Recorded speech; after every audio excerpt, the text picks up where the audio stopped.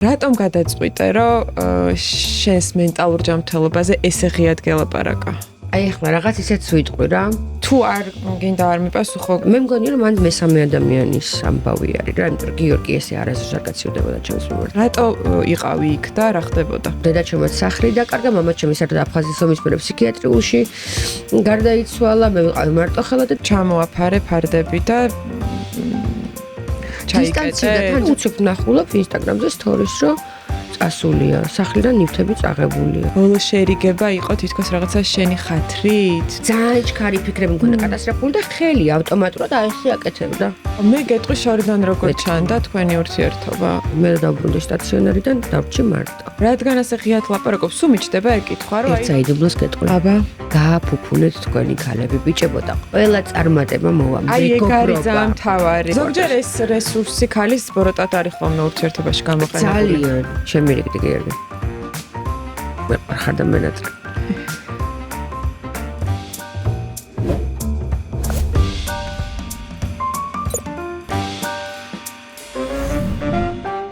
აბა მოგესალმებით. ძალიან მიხარია თუ ისევ დაბრუნდით ჩემს პოდკასტში. მიხარია თუ გამოწერილი გაქვთ ჩვენი გვერდი და გამეხარდება რა თქმა უნდა თუ დაგვიწერთ კომენტარებს, გამოხმაურებებს და ჩაებმებით ჩვენს საუბარში. დღეს ჩემთან ერთად არის ადამიანი, რომელიც ფიქრობ რომ არის ერთ-ერთი ყველაზე ნიჭიერი ხელოვანი ფოტოგრაფი მარი ნაკანი. მე ვიცი რომ ეს სიტყვა ფოტოგრაფი შენ ძალიან გიყვარს და ესე გიყვარს რომ გეძახიან, მაგრამ შენ ხარ ძალიან მრავალმხრივი ადამიანი და მგონია რომ ძალიან დიდი სულიერი სამყარო გაქვს, იმიტომ რომ ჩვენ ვიცნობთ დიდი ხანია ერთმანეთს და სამუშაოშიც გადავყვეთილ ვართ და მე ძალიან ვაფასებ ადამიანებს, რომელსაც ძალიან უყვართ თავისი საქმე და პროფესია. ასევე შენი გამომწერი ვარ ინსტაგრამზე, რა თქმა უნდა და თვალს გადავნებ, რომ რაღაცა ზოგჯერ იმასაც აზიარებ, როცა რთული პერიოდები გაქვს. კი ბატონო, მითხარი, როგორ ხარ პირველ რიგში აი ახლა ამ ეტაპზე? მადლობა მოწვევისთვის, მე ძალიან მიყვარხარ. რამდენი ხანია ჩვენ ისე სოციქსელებში ვართ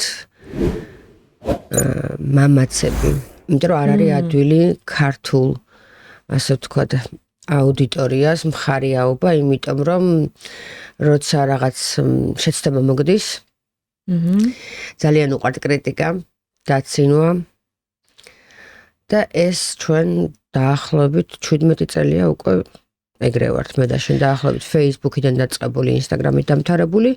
ძალიან რთულია მოკეთ შეინარჩუნო შენი აუდიტორია და იყო ბოლომდე ყველაფერში გულწრფელი, თამამი, მოგიწიოს რაღაცეებზე გულდაწყვეტაც, იმიტომ რომ ბულინგის მსხვერპლი არაერთხელ ყოფილ ვარ და თანაც უსამართლოდ. მაგრამ ამ ყველაფერმა ძალიან გამაძლიერა. დღესდღეობით უკვე ამდენი წელი რო გავიდა. მე როცა ცუდად ვარ, ან რაღაცა ისეთი კრიზისი მაქვს.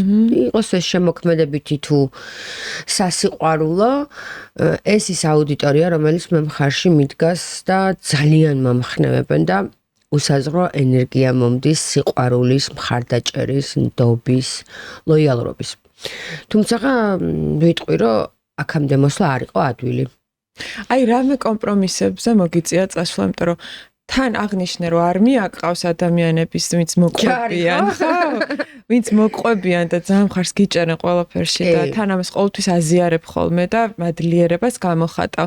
და მეორე მხრივ არიან ადამიანები, რომლებისთვის ეს ალბათ არასოდეს არ იქნება მოსაწონი შენი ცხოვრების წესი თუ რაღაცა ვიზუალური გამოხატვა ან რამე სხვა ყოველთვის გამოჩნდება ეგეთი რაღაცა, ხო? რისთვის გაგაკრიტიკებენ? კი. თავიდან როგორ არის იცი, მე ეს დავაკვირდი, რომ თავიდან დასაწყისში შენ მათ ძულხარ, მერე ისინი გაკვირდებიან და ბოლოს ყვარობენ. როგორ ხდება ეს? არ ვიცი როგორ ხდება, ალბათ ადამიანს მაინც შინაგანად რაც აქვს თავისი დასამუშავებელი ჭრილები, ხო? იუნგის მიხედვით როგორც ვიცით რო არის, რაც ჩვენ არ აძლევს შენ თავს უფლებას, ან შენ არ დაგიმუშავებია შენში და სხვა რო აძლევს თავის თავს იგივეს უფლებას. თითქოს რაღაცა წინააღმდეგობა, ანუ ვინც გაღიზიანებს ზოგადად, იმაში შენივე თავი არის, რომელიც რეფლექსირებას გიკეთებს, ხო? აქედან გამომდინარე მე უკვე ხა ეს ყველაფერი რომ ვისწავლე, გავიარე, გამოვცადე, ის აუდიტორია, რომელიც მე ვთქვათ, მაბულინგებს ან არ მოვწონვარ ან რაღაც ისეთ წერს, ძალიან დამშვიდებულად ვპასუხობ ხოლმე, რომ მოვადრო და შეგიყვარდები და ეგრეც ხდება ხოლმე, იმიტომ რომ ძალიან რთულია.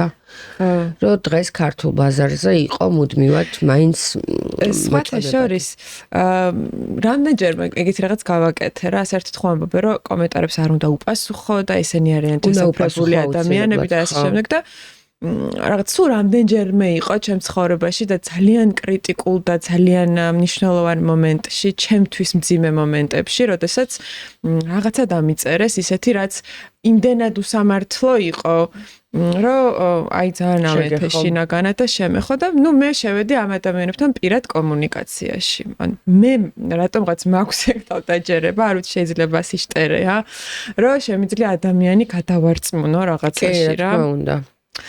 და სხვათა შორის რამდენჯერაც ეს გავაკეთე და ნუ ძალიან იქ ძალიან რაღაც ადამიანური ახსნით თუ საუბრით თუ რაღაცა, აი პირდაპირ ვეკითხები, რომ რატო ფიქრობთ ასე ჩემზე? თქვენ რა იცით, ანუ საიდან იცით? ხო, აი რაღაც ყოველთვის ძალიან დიდი სიყვარულით ვთავრდებოდა ეგ კომუნიკაცია რა, იმიტომ რომ ადამიანებს პირადად როცა თითქოს რაღაცას შენს სულს შეახედებ და რაღაცნაირად უზიარებ, უკვე სხვანაირად ხედავს ის რა და მე მგონი შენი ბლოგი აი მაგაზე გადის, ზღვარზე გადის რა, რომ იმდენად ბევრს უყვები შენს განცდებზე, რომ მართლა აღარ რჩება ადგილი, რომ აი რაღაც ზედაპირულად დაგაბულინგონ. მაგრამ ეხლა მართლა აღარ მაბულინგებენ. მე ვლაპარაკობ წარსულზე, მაგრამ როგორც შენ ისე მე აბსოლუტურად ყველა წერილს პასუხობ. მე მაინტერესებს მათი აზრი, ჩემთვის მნიშვნელოვანია მათი პოზიცია. ნუ ახლა ინფლუენსერი როცა ხარ, ესე შეუძლებელია, რომ არ გქონდეს შენს აუდიტორიასთან ურთიერთობა, ხო? და ხანდახან შეიძლება სპეციალურადაც მოგწერონ რაღაცა ისეთი წამოგაცვან, რომ თაჩი გქონდეთ შენთან და შეგეხონ და გახსნათ დებატები, ასე ვთქვათ. დაგიმეგობრებია ადამიანი რეალურ ცხოვრებაში. ძალიან ბევრი. ნუ ძირითადად ახლა მე მაინც უფრო ისეთი აუდიტორია მყავს, ვისაც აინტერესებს ფსიქოლოგია, ფოტოგრაფია, სწავლა, განათლება, იმიტომ რომ ფოტოსკოლიდან გამომდინარე. ხო. მე უფრო ვაშუქებ ისეთ რაღაცეებს, რაც შეიძლება იყოს უფრო ახლოს კულტურასთან, ვთქვათ. ცოტა ჯანსაღ ცხოვრებასთანაც რა, აი ეს ორი და მაგ ყველაფერს ისეთი ადამიანები, მოკლედ შენ როგორიც ხარ, ისეთი ადამიანები არიან შენი გამომწერები. კი, ალბათ. და ჩემს გამომწერებს ძალიან უყვართ ჩემი თავისუფლება და სითამამე. ხო და აქედან გამომდინარე თვითონაც თავისუფლად შემოდიან დისკუსიაში და თამამები არიან. კარგი, რატომ გადაწყვიტე, რომ შენს მენტალურ ჯანმრთელობაზე ესე ღიად გელაპარაკა? ზოგადად ვარ ძალიან გულწრფელი ადამიანი, მე არ შემიძლია რომ ვითამაშო. ხო და თან გონია რომ პირადი გამოცდილებას როცა აზიარებ, ძალიან ბევრი ადამიანი ამითი ნუ გეშტება. და ხვდებიან რომ მარტო არ არიან და მე ჩემ გზას როგორც გავდივარ, იმას ყველაფერს ყოველთვის ვაჩვენებ. როცა წარმატებული ვარ ვიძახი, როცა ცუდად ვარ ვიძახი. ამას მოაქვს მე აუდიტორიისთვის ის, რომ ხვდებიან რომ ცხოვრება არ არის ეგეთი ვარდისფერი, გაბრიალებული და გასისინებული. და მე მგონია რომ მე მაგიტომაც უყვარვარ ჩემს აუდიტორიას, რომ ყოველთვის იმას ვაზიარებ, რაც ხდება და ხანდახან ეს მათთვის არის ხოლმე მაგალითი, რომ აი მარიმ გადალახა რაღაცა. მოდი იქნებ მეც შევხედო, აი რა ნაბიჯები გაიარა, როგორ მოუწია და დიდ მადლობას მიხდიან ხოლმე, რომ არ მოგატყუო, ბევრი წერილი შემომდის. არ მახსენდება ადამიანი, რომელიც, ვიცი ადამიანები, ვინც აი ვთქვათ დეპრესიაზე ან სხვა ფსიქიკურ პრობლემებზე რაღაც ლაპარაკობენ თავის ბლოგში, მაგრამ არ მახსენდება ადამიანები, ვინც გვაჩვენებს მკურნალობის პროცესს რა, ანუ ეგრე გაშიშულებულად ასე ვთქვათ და ეგრე ხელშესახებად, როგორც ეს შენ გქონდა შენს ბლოგში. აი რა ხდებოდა იქ რომ მოგვიყვე, იმიტომ რომ შეიძლება მართლა ვიღაცისთვის მინიმუმ იმის შთაგონება იყოს, რომ მიმართო სპეციალისტს რა მაგალითად ეგეთ დროს და რატო იყავი იქ და რა ხდებოდა? იცი რა არის, მე და გიორგი 21 წელია ვართ ერთად. და ამდენი წლის ურთიერთობა თან გაცნობიერებული ასაკიდან ურთიერთობა, ხო, იმიტომ მანამდე ახლა 10 წლამდე ჩვენ რაღაცები მეტნაკლებად გვახსოვს, არ გვახსოვს და ანუ თითქმის მთელი ჩემი ცხოვრება ვარ გიორგისთან ერთად. გიორგი ჩემთვის არის როგორც მეუღლე, მეგობარი, საქმიანი პარტნიორი, მამა, ხანდახან შვილი, ხო, როლებს ხო იცვლის ხოლმე შენი ოჯახის წევრი იმის მიხედვით რა სიტუაციაში ხარ. შეიძლება შენ დაეხმარო, შეიძლება პირიქით ის იმან იზრუნოს შენზე და სხვადასხვა 21 წელი. ხო და რაღაცნაირად რომ დაიწყო ჩვენ შორის ეს მომენტი, რომ ჩვენ შარშენას დავშორდით. მე დიდი ის ქონდა პაუზა 6 თვე და მე რო შევრიგდით უკვე აი მანდ თითქოს მე მეჩვენება შეიძლება დღემდე ჯერჯერობით ვერ გამიაზრებია, მაგრამ მომეჩვენა რომ გიორგი აღარ არის ის ადამიანი, ვინც მანამდე ჩემთან ერთად ცხოვრობდა. და ამან გამოიწვია ჩემში საშინელი ნოსტალგია და სენტიმენტები, რომ მე მენატრებოდა ჩემი გიორგი. და გამიჭირდა ძალიან იმის მიღება და შეგუება, რომ გიორგი აღარ არის ისეთი მზრუნველი, ყურადღებიანი, დაფეთებული ჩემზე, იმიტომ რომ ყველას გვახსოვს, ვინც ჩემი გამომწერები არიან და შენც ალბათ, რომ გიორგი ყოველთვის იყო ჩემზე ორიენტირებული. ცხოვრებაშიც ვარ შესწრებული. და რაღაცნაირად ესე მოხდა, რომ თითქოს აი ახლა რაღაც ისეც ვიტყვი რა. თითქოს იცი როგორ იყო? გაუტკბა თითქოს ის დისტანცია და თითქოს რაღაცა ცოტა უფრო ამპარტავნებაში და ეგოიზმში შევიდა, იმიტომ რომ მეორედ რაცა შემირიგდა უკვე. მისთვის მე ვიყავი სუსტი, აღიზიანებდა ჩემი ყველა რაღაცა ხასიათის დეფექტი, ისე როგორც არასდროს ადრე. ხო და არ ვიცი, შეიძლება სხვა ქალბატონი გაიჩინა და მისი ის აღარ არის ჩემს მიმართ ყურადღება და ამან მე დამარტყა. ნუ იმიტომ რომ მაშინ აღარ უნდა შეურიგდე რა, თუ ხვდები რომ შენ უკვე წახვედი და კარი გაიჯახუნე, იმ ადამიანს მე აღარ უნდა მისცე იმედი. თუ არ გინდა არ მიპასუხო ძალიან პირადი რაღაცებია, მაგრამ შენ ფიქრობ რომ რაღაცნაირად ეს ბოლო შერიგება იყო თითქოს რაღაცა შენი ხათრით, თუ აი რაღაცა გიცი ეგრევე რაღაცა შანსი მისცა ამ ურთიერთობას, თუ აი მე მითხრა რომ მოდი გავტესტოთო. და მე დავაკვირდებიო რამდენად მინდა შენთან ერთადო. და სატესტო რეჟიმში რო ქსვამენ, უკვე ძალიან იძაბები და უკვე ისეთ პოზიციაში ხარ, რომ ვიღაცამ უნდა დაგაქასტინგოს რა ასე ვთქვა, ხო? და სატესტო რეჟიმში ის 6 თვე ჩემთვის იყო ძალიან რთული. იმიტომ რომ ყველაფერი რამე პატარა ხარვეზი თუ იქნებოდა, ამას გიორგი თითქოს აფიქსირებდა, რომ აი რაღაცა არ გამოგდის. არ ვიცი რა ჭირს, აი ცოტა ეგოიზმში აქვს ამ პერიოდში გადავარდნილი ეს ყველაფერი და მე ვერ ვცნობ ჩემს საყვარელ მეგობარს. და შენ ფიქრობ, რომ აი ეს შენი მენტალური რაღაც ჩავარდნები სწორედ აი ამ პერიოდიდან თავისთავად მაგიდან დაიწყო, რომ მე რო ეს ჩემი ადამიანი, რომელიც ყოველთვის იყო ჩემიანი, უცბად გახდა ხისტი, ცივი და ცინიკური. ძალიან დამარტყა. იმიტომ რომ ჩვენ გვაქვს რაღაცა ადგილები, სადაც ძალიან მოწყვლადები ვართ და ეს იარა, რომელიც გახსნილი მქონდა, აი მაინდა-მაინც მანდ ხო, მე გეტყვი შორიდან როგორ ჩანდა თქვენი ურთიერთობა.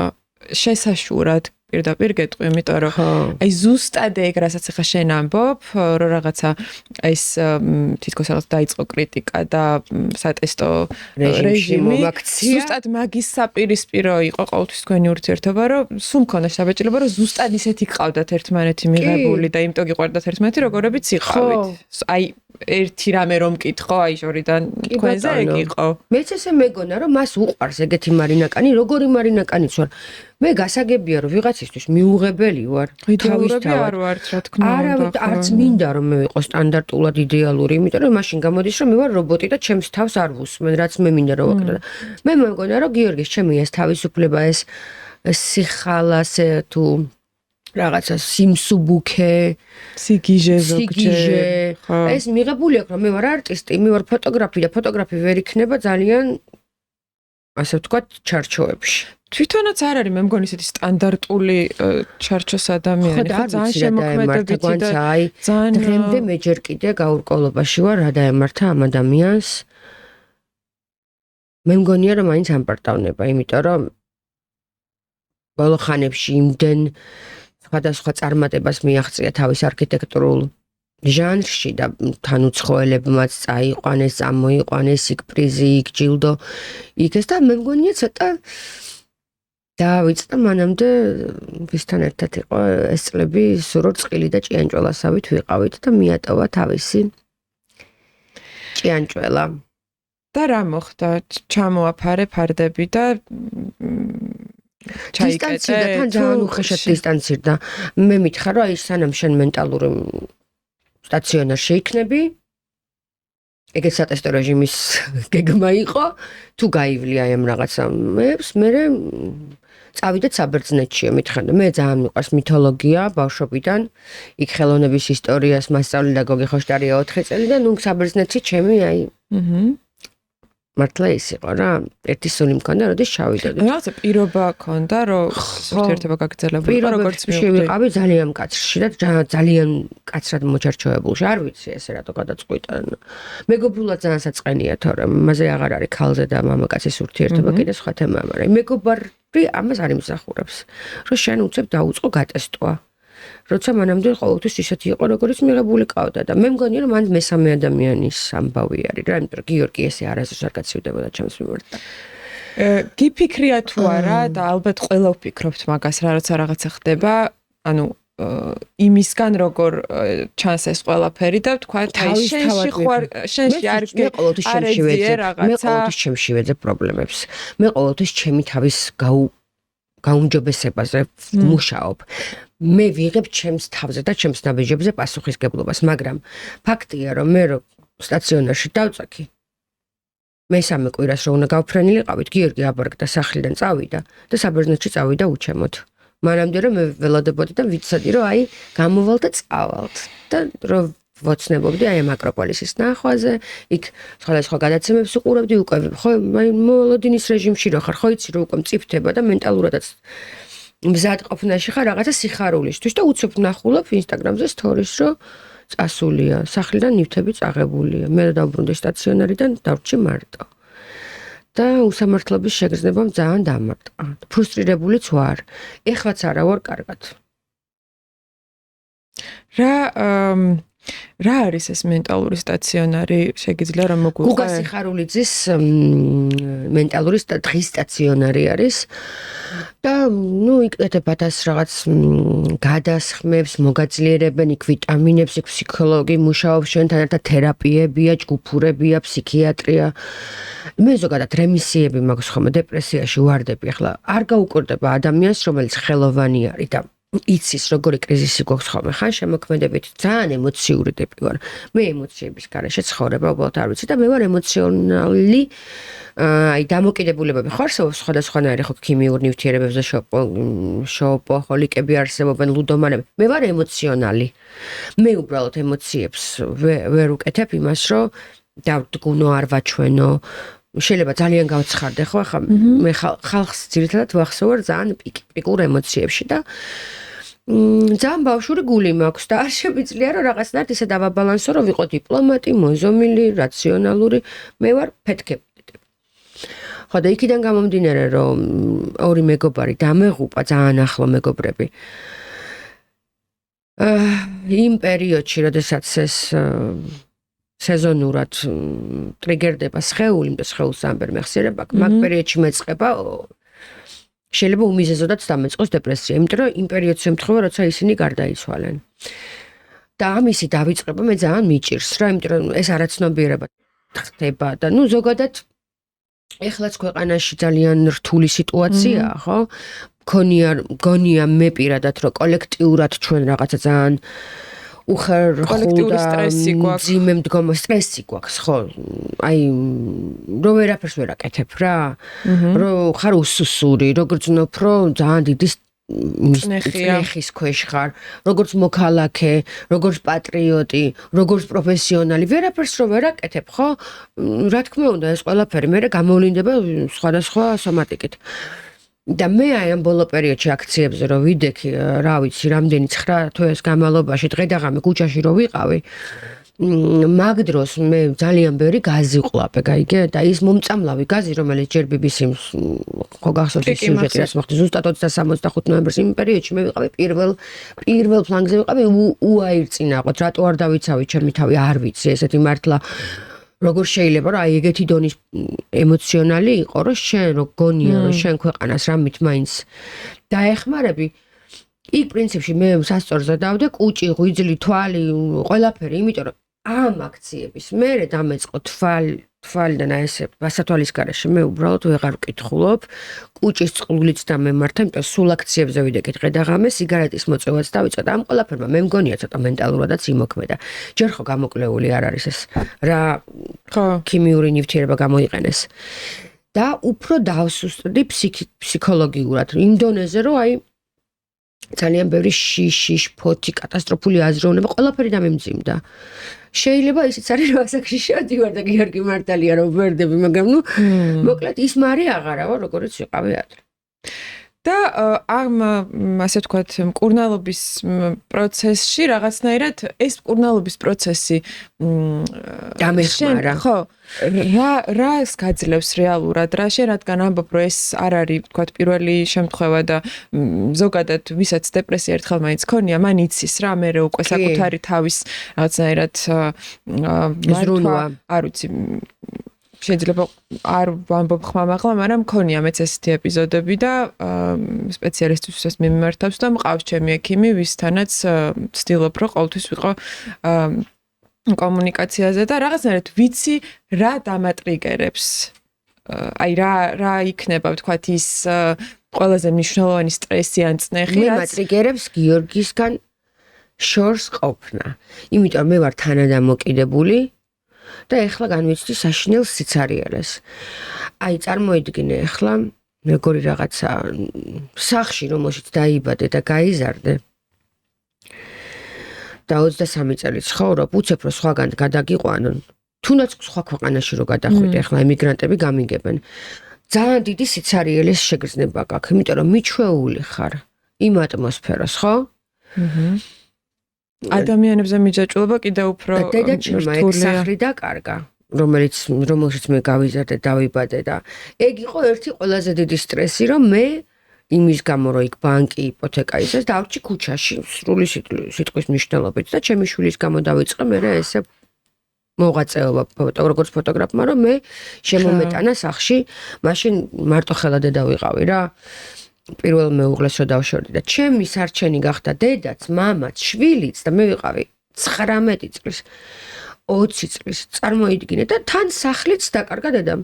დღემდე ვქირავ დედაჩემისთვის სახლს და მე იმხელა, აი მართლა გარედან ხო ყველაფერი ძალიან ისე ჩანს ხომ, რომ ვაიმე ეს წარმატებული მარინაკანი რა დარდება რა ლაღია რა მსუბუქე და მე პირიქით, მე ყველაზე როგორ თქვა, მაგრად დავიჩაგრე იმ პონჩი რომ პირველი ქმარიც დამშორდა, დედაჩემაც სახლი დაკარგა, მამაჩემი საერთოდ აფხაზეთის ომის პერიოდში ფსიქიატრიულში გარდაიცვალა, მე ვიყავი მარტოხელა დედა და ყველაფერი მომიწია მე თვითონ რომ გავხდე წარმატებული, აი ამ ყველაფრის ფონზე უნდა იბრძოლო, ან უბრალოდ ვერ გადარჩენი. ხო და რა საიდკენ მივყავს, ნახე დიალოგი რომ იმ სახლის დაკარგვის მერე ხომ ეს სულ მესიზმრებოდა და მენატრებოდა სახლი და რაღაცნაირად უსახლკაროდ რო ხარ, ძალიან დიდი დარტყმა ეგ და ეხლა გამომეცალა უკვე ადამიანის სახლი კიდე რა არის?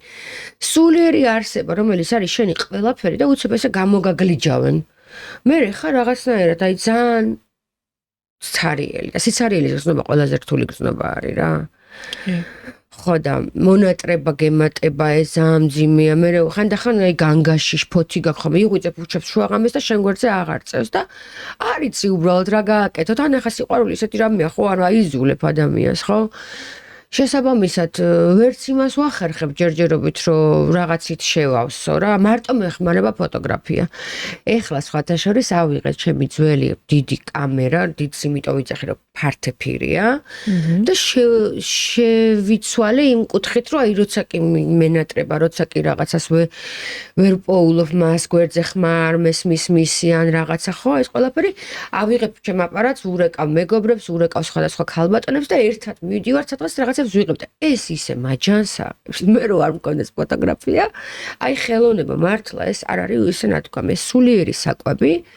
ისე ფოტოგრაფიაში ვიპოვე და ეხა ფართეფირზე რო გადავედი სხვათა შორის შენც მინდა რომ გადაგიღო. მე ბოლო პერიოდში აქციებზე რო აღარ დავდივარ, მე ფსიქიატრმა ამიგზალა, ხო იცი? ანუ დანიშნული მაქვს, რომ მე აღარ უნდა გავიდე, იმიტომ რომ ძალიან განვიცდი მე და ისე მე არა მაქვს ამისი ატანა მენტალურად, რა ძალიან მირჭის უსამართლობასთან გამკლავება ხო და იმქიდან გამომდინარე ორი შვილი მყავს და მე პასუხისგებელი ვარ როგორც დედა. სულ ვცდილობ ხოლმე რომ რაღაცა ისეთი თუ არის, სადაც აი შე რო თქვი რომ როიციო, რაზეც ტრიგერდები რა და ნუ ვცდილობ უკვე ცოტა ძალიან მოზომილად ვიყო რა და მერიდება ამის თქმა, მაგრამ ისე ვეღარ ვიბრძი. არა, უბრალოდ საკუთარი პირველ რიგში საკუთარი თავი უნდა გადავარჩინოთ, რომ მე რაღაცა სხვას გამოვადგეთ, ისედაც ესეა. ხო და ბოლო პერიოდი იმას გეუბნებოდი, რომ აქციებზე ვეღარ დავდივარ, მაგრამ პროექტი მაქვს. ესეთი პროექტი უკვე მიმდინარეობს ქართველები. იმიტომ რომ სხვანაირად ხელოვანმა არ ვიცი როგორ გავიტანო მასშტაბებს გარეთ ის რომ ჩვენ რა მაგარიერი ვართ, როგორი კულტურა გვაქვს, როგორი ისტორია, როგორი სახასიათოები ვართ, ხო და ფოტოგრაფიულად მინდა რომ ეს პორტრეტები, პერსონები შევქმნა და უკვე რამოდენიმე გადავიღე და ძალიან კაი გამოვიდა. მე მგონია ცოტა მეხმარება, ხო იცი სამყაროს ყოველთვის კაი უნდა ჩვენთვის. ეს გიორგის მონატრება და სიცარიელი მეხმარება იმაში, რომ ფოტოები გამომდის ღაპრული, აი ეტყობა გადმოდის ეს რაღაცა ღელვა, ემოცია, აი ხო დებ, აი გაორიენტირებული და ფოკუსირებული ვარ იმაზე, რომ აი ეს ადამიანი, ვინ პიზა მეუნებოდა შენი მეგობარი, რომ აი შენო ისეთი ფოტოგრაფი ხარო, რომ ისეთი ჰუმანური ხარო, ისე გიყვარს ადამიანებიო, რომ შენ უფრო გინდაო, რომ ჩვენ ლამაზად გამოგვაჩინო. ზუსტად ეგრეა. კი. სამუშაო პროცესში სხვათვის ახლა რომ ამბობდი, შენ ისედაც ეგეთი ხარ ყოველთვის, ანუ ბევრი ფოტოხელოვანი არ მინახავს ეგეთი, ვინც მაგალითად იღებს რაღაცა მოდი ვთქვათ რიგით კომერციულ დაკვეთას და ამ ხელა ფიზიკურ და მენტალურ რესურსებს იმაში, რომ ეს პროცესიც თვითონ ძალიან საინტერესო იყოს გადაღების. და თან შედეგის თვალსაზრისით ზოგჯერ ისიც კი რთულია ხოლმე დაინახო რა გამოვა რა იმდენს მუშაობ, ანუ იმდენს იღებ აი საბოლოო შედეგის მისაღებად რა რეალურად რომ ის გამოვიდეს. ფოტოგრაფია რო არ არსებობდეს ჩემ ცხოვრებაში, მე უბრალოდ ვერ გადავრჩებოდი. ფოტოგრაფია არის ჩემთვის აი ყველაფერი, ყველაზე დიდი თერაპია. და ეხლა დავიწყე ვორქშოპები. აი როგორ რაღაცას ვაკეთებ, იცი, გავდივართ ქალაქ გარეთ და მე ხო ძალიან კარგად ვაკვირდები ადამიანებს 23 წელია ფოტოგრაფი ვარ და ვიცი რა, როგორ იმუშავებს, რომ კამერის უკან ადამიანმა თავი იგრძნოს ლაღად და გაბედნიერდეს და აი ეს ფოტოთერაპიული ვორქშოპებიც მეხმარება, რომ სხვა ადამიანებს ვასწავლო, დავეხმარო, ვიზრუნო მათზე, ну ცოტა უფრო ისეთი ტიპი ვარ მე, აი მარტო ფოტოგრაფი არ ვარ რა. ხო, არა. ჰილერი ვარ და ვეხმარები სხვა ადამიანებს ის რაც მე გზა გამოვიარე და ვიცი კამერასთან როგორ რანაირად უნდა იმუშაონ. ამას ვაბედნიერებ და მე მეუბნებია ხოლმე რომ ვაიმე შენი გადაღების მერე ფრთიანი ვარ, გავფრთიანდი. ანუ საკუთარ თავს უტარებ თერაპიას. კი და ასევე სხვებსაც რა, იმიტომ რომ როგორც შენ თავზე მუშაობ და როგორც შენ თავს იცნობ, მე ისე შეგელია რომ სხვაზეც იზრუნო. რადგან ახსენე ეს რაღაცა თერაპიაც ის რომ თქვათ შენ იმ კურნალე რაღაც კურსი გაიარე და თან საჯაროდ გაუზიარე სხვებს, აი მართლა მაინტერესებს რა დამოკიდებულება გაქვს წამლების მიმართ. იმიტომ რომ ჩვენთან ქვეყანაში ეგ არის ძალიან დიდი პრობლემა რა, იმიტომ რომ ყოველი მეორე ამბობს რომ აქვს დეპრესია და რაღაცნაირად იძირება ამ გამოუვალ მდგომარეობაში. შენ როგორ ფიქრობ, რა ეტაპზე ხარ ახლა მაგ ასე ვთქვათ, აი ტყიდან რა, რასაც ქვია, აი ახლა ვერ მოგატყუებ გეტყვი. ანტიდეპრესანტებზე ვარ, იმიტომ რომ მე უბრალოდ ისე ვიყავი ემოციურად, გიორგი რომ წავიდა და ისეც უნდა ვიყავი და იმდენად ისეთი ნევროზული ის მქონდა გამოხატულება, რომ ფსიქიატრმა დამინიშნა წამლები, რომ დააწყნადეს ქერქი რა, ტვინმა ხა ამასთან თამაში არ შეიძლება, ხო იცი, ახლა ისეთი სუიციდალური ფიქრებიც მქონია მაგალითად და თან როგორი იცი, გააზრებული კი არა, ეგ არის ყველაზე საშიში. აი მაგ ფსკერზე რომ მიხვალ ადამიანი მანქიდან თუ ამოხვედი, მე აი ველოდები რომ მართლა ფენიქსივით გამოვალ ცეცხლიდან რა, მე ესეთი მოლოდინი მაქვს, იმიტომ რომ რო გადარჩები, მე ორმაგაძლიერი ხდები ამ მას რო გაივლი ბრძოლას, მაგრამ აი ყველაზე მძიმე რაც მქონია ცხოვრებაში არის ის, რომ არაცნობიერ დონეზე გვანცა პირდაპირ გაახილე თვალი, წარმოიდგინე, ხო იცი, პირველი მდგომარეობა რაც არის ეს ბეტა თუ თეტა სიხშირე, აი ჯერო ახელ თვალს და არ გახსოვს რა დღეა, რომელი საათია რა გეგმა გაქვს სათხაროს. ის მრიდან რომ ახალი წამებიც არის გასული. აი ესე რომ ვიღვიძებდი არაცნობიერად, ანუ თორე სოიციც მე ღმერთო ჩემ თავს როგორ ვაკადრებ მაგას და უფალს და შევილები მყავს მე რასოდეს გააზრებულ ამას არ გავაკეთე, მაგრამ პირდაპირ რომ მეღვიძებოდა ძალიან ჩქარი ფიქრები მქონდა კატასტროფული და ხელი ავტომატურად აი ესე აკეთებდა. აი წარმოიდგინე რო არ გაიაზრებ და რო იღვიძებ აი ესე აკეთებ რა პირდაპირ აი ესე. თმეთქი შოვე ხლა მე უნდა წავიდე ვიმკურნალო თორე ამას მე აი რაღაცა მომენტი გახლეჩილი და შენ სხეულს ვერ ფულობ აი მას რატო გაკეთებინებს აი ეს როგორ უნდა გაგაკეთებინოს. გააზრებულად კი არა აი გაღვიძებიდან რომ მაგას გაკეთებინებს სხეულის ენა უკვე ანთებულია მანდ სიგნალი რომ აუცილებლად უნდა მიაკითხო ექიმს რომ რაღაცა შემთხვევით ისეთი არ შემოგეკმოქმედოს რაზეც ვერასდროს ვეღარ დააბრუნებ უკან. ამიტომ მე პირადად მგონია რომ ადამიანებს ვისაც აქვთ კატასტროფული აზროვნება შფოთი განგაში ან აი უსუსურობას გრძნობენ უიმედობა და უიმედობას всё ყველაფერი მოჩა. ხო და თავის თავზე არ უნდა აიღონ ეგ პასუხისგებლობა რომ მე როგორმე გამოუძრებ. შევა ვერ გამოუძრებ და მე ძალიან სანანებელი გაგიხდეს და ტვინი არის ისეთი ძალიან რთული კონსტრუქცია რომ ამას ჭირდება რაღაც სპეციალური მიდგომა, ტექნიკები, წამლები ხანდახან, ამიტომ ვერც იმას ვიტყვი რომ უწამლებოდ ჯობია. ვერც იმას ვიტყვი რომ მთელი ცხოვრება წამლების იმედზე უნდა იყო, მაგრამ ექიმი არსებობს, ამიტომ მე მინდა სხვა ადამიანებს ურჩიოსავით თუ უნებას მომცემთ, რომ ChatGPT-ს ნუ მოусმენთ, სადაქალოში ნუ ილაპარაკებთ, წადით ექიმთან, ფსიქიატრთან, ფსიქოლოგთან, რომელიც შენ უფრო მალე დაგაყენებს გზაზე, ვიდრე რაღაცა სულელური გადაწყვეტილება მიიღო. მარი, იცი რა მინდა კითხო, მოდი გადავდოთ გვერდზე ეს რაღაცა გიჟური სიყვარული და ეს რაღაცა დენწლიანი მართლა აი ეს გრძნობა და მეორე მხარეს განვიხილოთ ურთიერთობა, რომელიც იმდენად გადაჯაჭვულია ერთმანეთზე ყოველდღიურ ცხოვრებაში, პროფესიაში, ანუ უერთმანეთოდ, როცა არ გაქვს სხვა არაფერი, ანუ კარგად ვამბობ რა. ხო, ეს რამდენად არის რეალურად პრობლემა. ხო, ანუ რამდენად არის აი ეხლა ამ გადმოსახედიდან რო უყურებ, რამდენად ფიქრობ, რომ აი იქნებ ეს პერიოდი უფრო არ ყოფილიყო ისეთი რთული, რომ თქვენ მართლა ესეთი წვილი არ ყოფილიყავით რა, აი რაღაცა ძალიან, ხო. არ გეფიქრება მაგაზე? მე ფიქრება, რომ ეს იყო ძალიან დიდი პრობლემა, რომ მე გიორგი იმ დონეზე ყველაფერში ცოტა ზედმეტად მეხმარებოდა და არ მიტოვებდა. აი არც ერთი წამით არ მიტოვებდა უფლებას, რომ მე ვიყო დისკომფორტში. სულ ზრუნავდა, სულ იყო გადაფოფინებული. აი დედებიც არსებობენ ეგეთები. კი.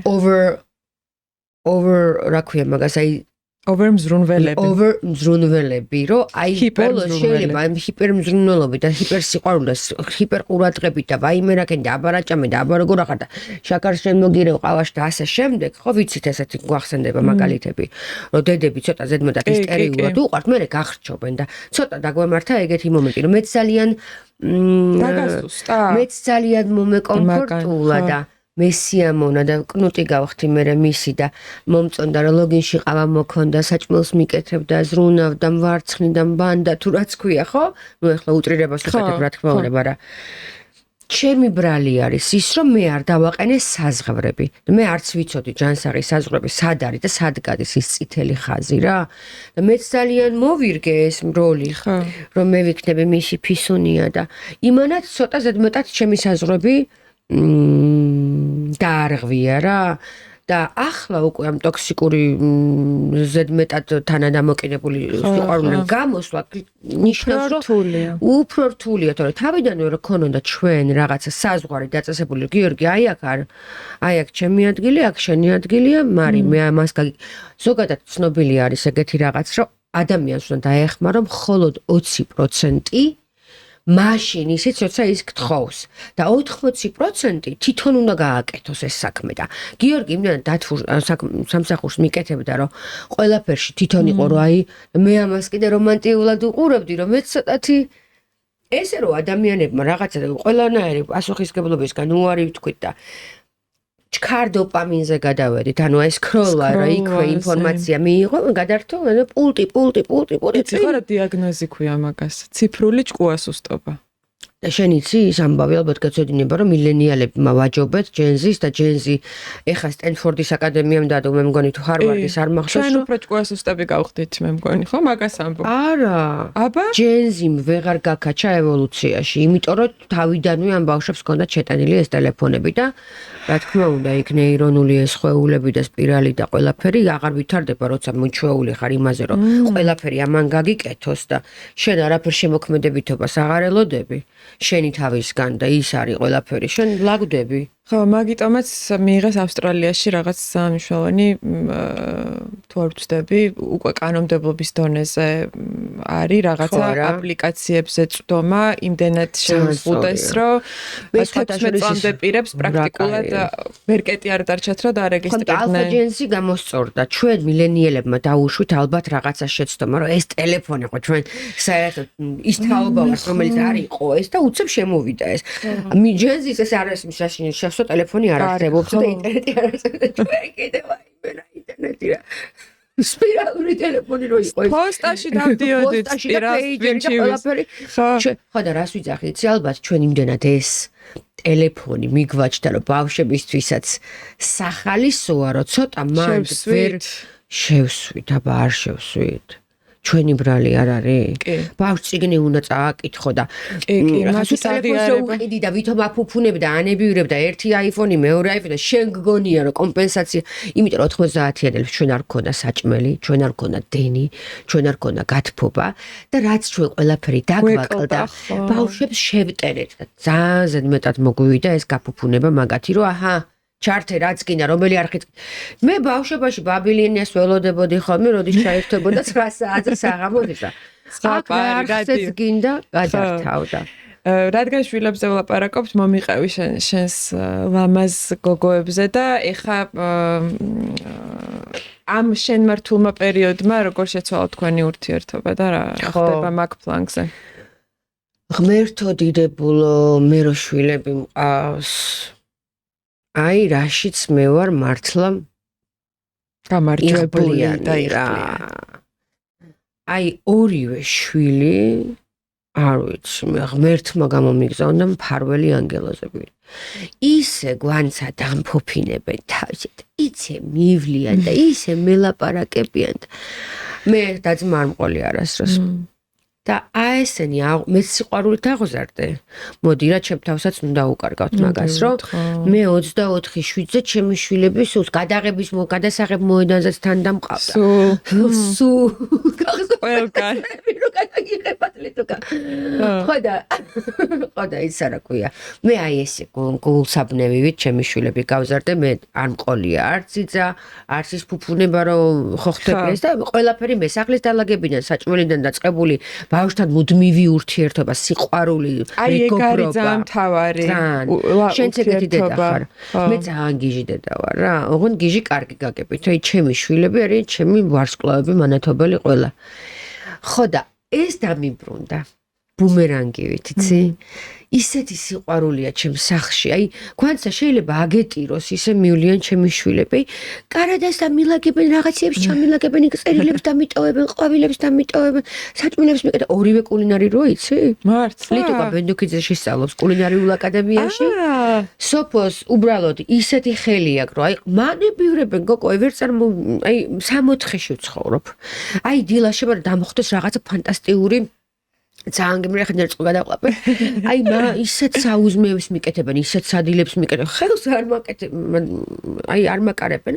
ყველაფერი სახლში არის 64 და 3 ქალი ცხოვრობს ორ კატასთან ერთად და რა ვიცი ახლა გიორგის კატებზე ალერგია აქვს და მაინც ყავს. ეგ კიდე ეგ ფაქტი მაინც ვიფრებს. ეს კატები არიან აღარა მაგვიოჩვე. ეს კატები არიან თანმამაშვილი. ხაშვილი. უკვე მობერებულები გოგო მაგათ ლეგოლი გავიშევ სადმე. თანიცი როგორი სპარსული კატა ძალიან ჭკვიანი ჯიშია რა. აი ისე მოვა მოგეფერება. ისე გრძნობენო სასუდად რო ხარო. აი მე ერთი პატარა ცრემლი რო წამომივა იმ ოთახიდან გამორკვის. აი მართლა გეუნები აი საოცარი და სახში მე კიდე მცენარეები მაქვს და ამ მცენარეებს დედა ჩემმა მასწავლა ბავშვობიდან რომ უნდა ელაპარაკო.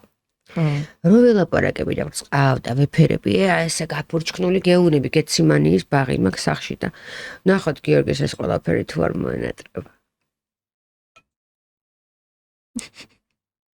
გესმოდეს კარო კედელო ყია ამას ხო აბარა აი მაინც კითხავ რა თავში მიტრელებს ეს კითხვა და ძალიან ხშირად თუ არის ლაპარაკი რომ აი ქალისა კაცის ურთიერთობა და ქალის თვითკმარობა ზოგადად რა და საერთოდ რამდენად არის აუცილებელი სამყაროში რომ ეს კავშირი იყოს იმისთვის რომ ქალმა იქნას თავი ბედნიერად და ერთი ვიდეო მახსენდება ვიღაცა ორი ძალიან ჰოლივუდის ძალიან ცნობილი ვარსკვლავიზის და საუბრობენ რა და ერთიანობა რომ ეს კვლევა ჩატარდაო რომ წარმატებული კაცების ესე იგი მამაკაც როცა ეკითხებიან რომ ვინ არის შენი საუკეთესო მეგობარი დიახ 70% ასახელებს ცოლს რა ხო და ქალს რო ეკითხებიან ვინ არის შენი საყვარელი მეგობარი ქალი ასახელებს თაკოლიკა მარი თამუნა რაღაცა რა და მართლა იმის ხო იმის თქმა მინდა რომ ანუ მამაკაცისთვის ასე ვთქვათ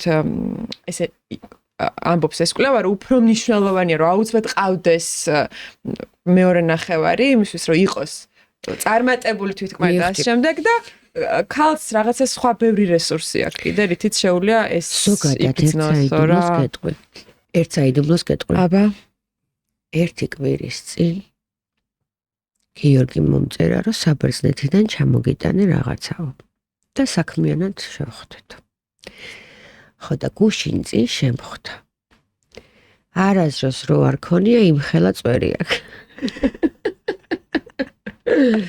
თვალები ცრემლიანი და ნაღვლიანი თვითონაც ხო და მე მეჩვენება რომ ჩემნაირი და ყველა ის მეუღლე და ნახევარი თუ როგორც ეძახიან პარტნიორი თუ შეყვარებული რაღაცა მომენტში ისე დაარტყამს იმიტომ რომ ქალი რომელსაც უყვარხარ გადაგყვება თან თუ უყვარხარ ქალს გაძლევს უდიდეს ენერგიას ეხლა რომ ვისაუბროთ ლიბიდოზე ეს ლიბიდო ხო არის ესეთი რაღაც რომ როცა გიყვარს შენი მამაკაცი და ისიც თუ შენ გაფურჩქნებს და გაფუფუნებს რა ხდება გადაღვრა ხდება ხო კვანტური ფიზიკის დონეზე და ყველა მდიდარი კაცი ყველა ცნობილი მამაკაცი ყველა წარმატებული მამაკაცის უკან დგას ბედნიერი და ლაღი ქალი. გააფუფუნეთ თქვენი ქალები ბიჭებო და ყველა წარმატება მოვა. მართლა ესეა. ეზოთერიკაშიც ესეა, ფსიქოლოგიურადაც ესეა, სულიერადაც ესეა, რა სიხშირედაც გვინდა ვისაუბროთ. აი დააკვირდეთ ცნობილ მამაკაცებს, მაგალითად ცუკენბერგს. გვერდიდან არ მოუშორებია თავისი მეუღლე. რამდენი აკრიტიკეს თან და როგორ დაუწუნეს ესე არის თუ შენ ქალს უვლი და ზრუნავ ქალიდან ისეთი მადლი მოდის მერე და happy wife happy life ეგეთ გამოსმარსებობს 100% და რა ვიცი აბა მე მგონია რომ ჩემი სიყვარული გიორგისადმი იყო ის რომ გახდა ესეთი წარმატებული ჩემი ძალიან დიდი წვლილია რა თქმა უნდა მისიც ჩემს მიმართ მაგრამ ქალებს არ უნდა დაუკარგოთ არასოდეს არ უნდა დაუკარგო ქალს ის, რომ ესე მოგიძღვნის თავის ძალისხმევას და ენერგიას, იმიტომ ქალური ენერგია კიდე სხვა რაღაცაა. და ძალიან კაი ინტუიცია. ქალურ ენერგიას მე მგონი ის არა აქვს ქვედაზღვარი. ლიმიტი არა აქვს. ხო, მართლა და კაცი ძალიან ცოდოა ქალის გარაში. ეხლა შეიძლება ცოტა სექსისტურად გამოგვდის, ხო, იმიტომ არიან ადამიანები ერთსქესიანი პარტნიორი უყვარს და ეხლა მე მაგ იმაზე კი არასოდეს არ მქონია ეს რაღაც პირიქით, ხო, შეიძლება ქალს ქალი უყვარდეს, კაცს კაცი უყვარდეს. ზოგჯერ ეს რესურსი ქალის ბოროტად არის ხოლმე ურთიერთობაში გამოყენებული. ძალიან. სხვადასხვა მე მგონია რომ კაცები ცოტათი არიან ეს უსამართლოებიც და დომინანტიურები. მე სხვადასხვა აი ხშირად მაქვს ხოლმე დისკუსია სხვადასხვა თემებზე, რომელიც ჩემში არსებობს და ჯერ კიდე არ არის ასე ვთქვათ დამცხრალი. ხო. აი მაგალითად ძალიან ისეთ რაღაცას ვიტყვი ახლა. დიდი ეჭვი მეპარება იმაში, რომ აი იმ 12 მოციქულს შორის საიდუმლოსერობაზე. ნუ თუ იესო მაცხოვარი მარიამ მაგდალინელს არ დასვავდა? ფეხზე იდგა? და გადაწერილია ისტორია რა. და მამაკაცების მიერ არის გადაწერილი. როგორ შეიძლება ერთი ქალი იყო, რომელიც ასეთი ერთგული იყო მისი და ვიცით რომ სახარებად დაწერილი აქვს მარიამ მაგდალინს. რატო არსად არ ფიგურირებს ეს ადამიანი? რადგან ქალია? ეგ ბევრ რამეში გამოჩნდა რომ მამაკაცების გადაწერილია ისტორია, მაგრამ რელიგიური და რატო ხდება ეს? რისთვის გვსჯიან? დაწყებული ციკლიდან დამთავრებული 9 თვე რო შენ ატარებ ამბავს და არ ვიცი, რამდენი რამ გვაქვს ტკივილი ჩვენ ისედაც მონიჭებული უსამართლოდ. მართლა უსამართლოდ, ხო, როგორ შეიძლება ყველაფერი ქალს ემართებოდეს რა, ყველანაირი კაცი ხო ვერც მიხვდება ეს რა არის სამშობიარო ტკივილი. ვერა. ვერასდროს. და ციკლი რო დაემართოს კაც ხო გადახტა პანჯიდან და ყოველ თვე და მენოპაუზა და პრემენსტრუალური კიდე ჩვენ ვაჩენთ ამ ადამიანებს, ანუ ჩვენი არკიდან, ჩვენი კარიბჭიდან შემოდიან ამ პლანეტაზე, ხო ასეა ვანცა და კიდე ჩვენ უნდა დავისაჭოთ? რატო მარიამ მაგდალინელი არ იჯდა გამაგებინა იმ მაგიდასთან არსად ნახატში? და ბევრი ასეთი მომენტი, ხა მაგაზე აღარ გავაგზავნე, იესოზე რო იოგი იყო იმაზე იმის დაგცხეს. დამცხეს, მიხვდებიან ერთ დროს რომ მართლა ეს იოგა 5000 წლის წინ იყო, არსებობდა. ინდოეთში არის ძალიან ბევრი ამაზე უპანიშადები და დაწერილი 1000 ლიტერატურა და რატო არ შეიძლებოდა რომ ყოფილიყო მართლა არავინ არ იცის. აი რატო? მედიტაციებს რატო არ აკეთებდა? ვითომ რა არის ამაში? ცოდვა, მაგრამ გავადრო და იტყვიან რომ მართალი ყოფილა ის გოგო საცოდავი. რომ ავთრიეთო. ხო, ქალების როლი მე მგონი ჩვენნაირ საზოგადოებებში კიდევ უფრო მეტად იცი როგორ ეს არის მიღებული როგორც საჭირო რაღაცეები რა. ან ის კი არა რომ თქვათ რაღაცა ჩვენ როლს კარგად ვასრულებთ ან რაღაცას ვაღწევთ. ეს არის ესეც უნდა იყოს მიღებული. ხო, მიღებული არის ჩვენ სოციუმი ამას. როგორ და ჩვენი სოციუმი ამას ითხოვს. დედობა რა არის, იცი? პროფესია, რომელიც არასოდეს არ აქვს შვებულება და არასოდეს ამაში ფულს არავინ არ გიხდის. და ამ დროს ხარ ყველაზე მოწადინებული მაგ სფეროში. ხო? კი. და ასევე არის კარგი ცოლი, როცა ხარ. მე ძალიან კაი ცოლი ვარ. აი იგივენაირი ცოლი ვარ, როგორიც ვარ დედა. და ეს ვინ უნდა დააფასოს თუ არა მამაკაცმა? ჩვენ ხო მარტო ეგ გვინდა რომ დაინახე. დამინახე. მომეფერე, იზრუნე, მანებივრე. სხვა ვინ უნდა გაანებირო თუ არა ქალი რომელმაც შვილი გაგეჩინა. და ამდენი შეწირა ნერვი. ეხა შენც ამბობდი რომ აი სახში ბავშვები ყველაფერი სანამ ის არ მაქვს ვერ ორიენტირებდები. ის ქაოსია, კი, იმიტომ რომ ყოველთვის გაქვს ეს შფოთვა და მე მგონი ქალს აქვს ეგ უნარი მამაკაცთან შედარებით რა, რომ ეს მულტიფუნქციური აზროვნება კონდეს ჩართული და ხუთ რაღაცაზე ერთდროულად იზრუნოს. მამაკაცი არ შეგიძლია რომ არ იზრუნო. არა, მამაკაცი უბრალოდ გადატრიალდება და დაიძინებს და ქალს ძილის წინ ბევრი ფიქრი აქვს. მე გეუნები ვამოწმებ ხოლმე, აბა დღემდე მიუხედავად იმისა, რომ 23 წლის არის ჩემი შვილი. ძალამაზი ჩანთა. ჩემი მამაჩუკა, ლიტუკამ. დავამარიაზო. ხო და მიუხედავად იმისა, რომ 23 არის ერთი და მეორე 18 ხდება, დღემდე შევდივარ და დილას რო ჩავპროშნი რომ მათი სუნი გავიგო და ძილის წინას რო დავხედავ როგორ წინავთ.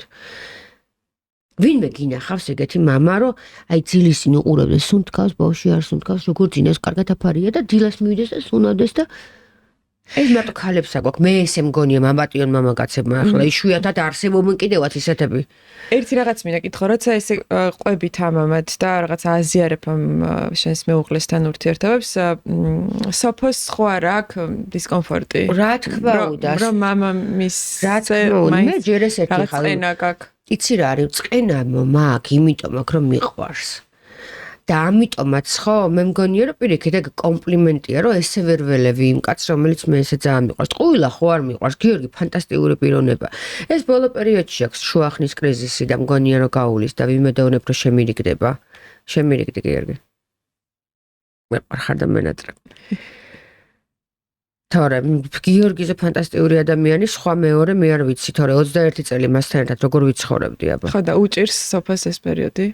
ძალიან რა არის რატო ლაპარაკობ მე უთხარი დედი აი ინფლუენსერი ვარ და შენ რო ინფლუენსერები მოგწონს უცხოეთში და იუთუბერები და ბლოგერები წარმოგიდგენიათ ხო რომ იმათმა არ მოყვნენ ისე როგორც არის და მოიტყუილონ ან შენ რომ მომავალში შეიძლება გახდე ინფლუენსერი ვინ იცის ხო შენ რომ მე აგიგრძალო პირადზე მოყოლა მეთქით სამართლიანი იქნებათ ხო და გაჩუმდა იმიტომ რომ დღეს სამყარო მიჩვეულია უკვე და ეს სტანდარტია რომ თუ ვართ უნდა ვიყოთ ის რაც ვართ და აღარავის აღარ უყვარს ეს ნათამაშები გაპრიალებული ცხოვრება არ არის ცხოვრება გაპრიალებული ნამდვილად როგორ არის გაპრიალებული სამყარო გვემხობა თავზე ჯერ ერთი და მეორე იწყება და კიდე მე ვითამაშო ახლა რომ ვაიმე გარაჯიჯი არ ჩმელი რანაირად მე ვერ ვაკადრებ მაგას მარი ძალიან ბედნიერი ვარ რომ ვისაუბრეთ დღეს.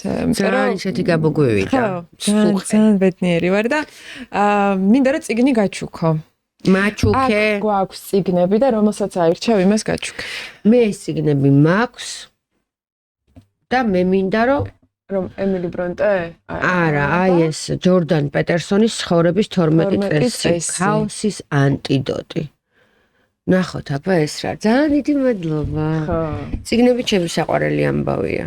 თუმცა მგონია რომ ახალ თაობებს ნელ-ნელა იცი რა არის არა კითხულობენ მეტნაკლებად კითხულობენ მე არ მინდა რომ ხო იცი რა მასიურად ვერ არა წიგნი ხო ის არის რაც ღირებულებებს გიქმნის ცხოვრებაში. ხო რამდენი ღირებულებებს და ფერებს რამდენი თავფეროვანია, რამდენი ადამიანი არსებობს. ცხოვრება შეგიძლია იცხოვრო, რამდენი პერსონაჟია იმდენი შეგიძლია გახ. რამდენი არსებობს სამყაროში, რამდენი რამე კიდე რაც შენს აზროვნებას გამდიდრებს. მარი, ძალიან დიდი მადლობა. მინდა გისურვო ის რაც ყველაზე ძალიან გინდა. ეხლა მინდა რომ გიორგი შემირიგდეს და ვნახოთ ესე საჯაროდაც აუხსენი სიყვარული და ცოტა კი გაკრიტიკე და ბაპატია, მაგრამ ძალიან დიდი მადლობა გულწრფელი ლაპარაკისთვის და მოდი ძალიან მიყვარხარ და მინდა რომ კარგად. მადლობა, მე ძალიან მიყვარხარ.